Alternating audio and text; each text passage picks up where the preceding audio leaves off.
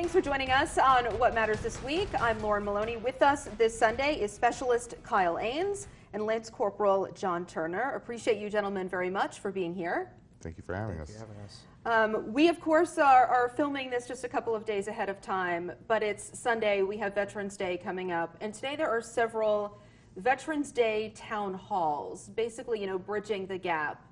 When it comes to letting everybody know what you gentlemen go through in service, and what civilians understand about your roles. That's right. So there are events going on in Colchester, Rutland, and St. Johnsbury. So let's talk about how this all happened. John, I understand this is kind of the third year, correct? Yes. Okay. How did this come about, especially in Vermont?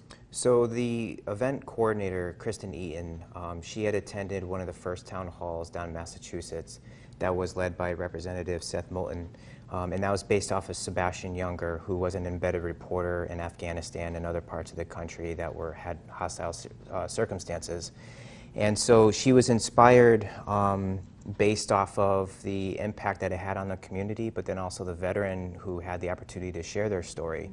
And because of that, she approached myself and a representative from the VA asking, how can we make this happen here? And 3 years later, we've expanded to 3 different locations. Wow. What was the crowds? You both were involved last year. What were the crowds like? It's a good mix between veterans and civilians. We've had families come up with their kids as well. And so it's a really good mixture, probably about 50-50, I would say generally, 50-50 in terms of civilians and veterans. Why are these town halls so important? What do you learn about yourself when you leave, possibly as well, too? I think that for previous generations of the veteran, there wasn't a lot of talk and discussion amongst community members about what they had experienced overseas. And I think that personally, if you suppress emotions that were based off of actions or reactions in combat or in military service, that can kind of make things a little difficult later on in life for not only yourself but also for the family member, who I truly believe goes through equally as difficult circumstances, as their spouse or partner or father or mom.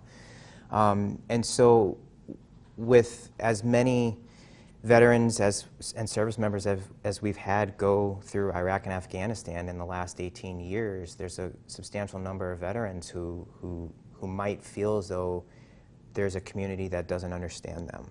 And so this allows for that service member, that active duty member, to share a little about what they experienced, about what they felt, about a poem or something that was memorable or something traumatic. And it gives the community, who I really feel doesn't have a great understanding of what the service member, the veteran, goes through, to understand a little bit more and to be maybe more in service to them, and we can kind of like break down those barriers that might exist. Going. Yeah. That said, what are civilians like me missing? What don't we understand?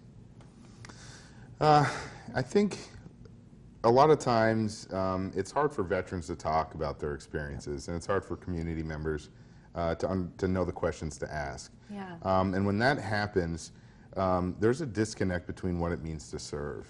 And what's missing in terms of what our communities aren't understanding is that there can be incredible grief with serving, there can be incredible pride with serving and understanding and appreciation of life, and pain as well. So a lot of very strong emotions on the spectrum, both good and bad, and they tend to not get talked about. And it's a process that's evolved ever since we've had war.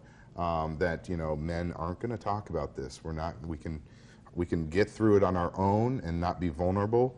But the truth is that it's a real struggle, and this is a way to kind of bridge that and let our civilians and counterparts and community members know and understand exactly what it means to serve.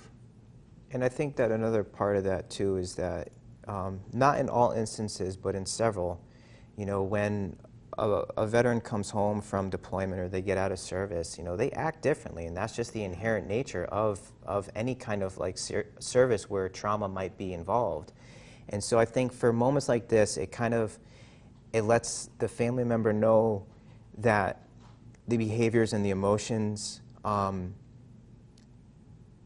they have a root that they can kind of then understand a little bit more. You know, it's really difficult to explain, but the reality is we act and react in certain ways based off of our military experience, whether it was in theater or in stateside, and for better or worse, as Kyle mentioned. But I think that it's difficult for us to really explain that we are acting this way, or we are reacting this way, or we are feeling this way because of this. You know. Yeah. So you want the loved one, the caretakers, so to speak, to understand the same message, so we're on an equal playing field, basically.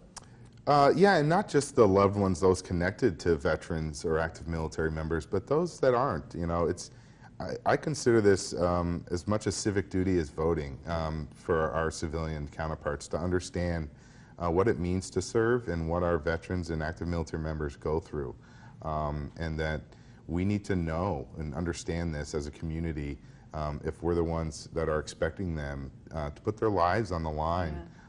And defend this country. We need to know what that means. And we'll be right back with more on the significance of these Veterans Town Halls.